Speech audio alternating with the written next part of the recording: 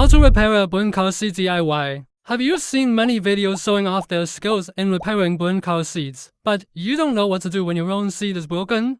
Come, this video will give you a detailed tutorial. The description bar below also lists the restorer's suggestions for details that need attention in each step. Step 1. Wound cleaning. 首先呢，咱是做伤口的清洗，把烫焦的伤口呢再清理平整，用手术刀沿着伤口的边缘修剪干净。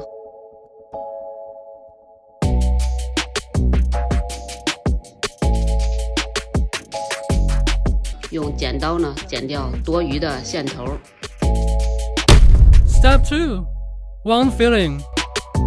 然后用刀柄清理平整后，咱们选一块平整的衬布，将衬布剪成大于伤口的圆形，垫在伤口下边，然后用透明胶带画出一个伤口的形状，找一块颜色接近的皮子，剪出伤口的形状，然后进行伤口的粘接。用弯钩将皮革胶涂在伤口的周围，伤口固定后再来补平。皮革胶要涂均匀，然后用软胶水固定伤口。固定好后，最后用砂纸进行打磨。把伤口打磨光滑后呢，用补伤膏来补平。注意，像这种透气孔的伤口，咱们补伤膏补平的时候，不要扩大太大的面积。Step 3. Hole making.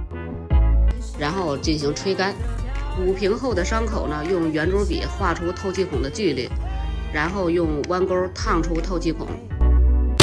Step 4. Color adjusting and spraying.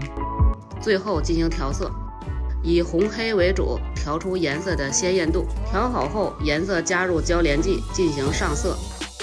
上色的时候先盖伤疤，小面积喷涂，面积越小越好。伤口完全盖住后，进行打磨。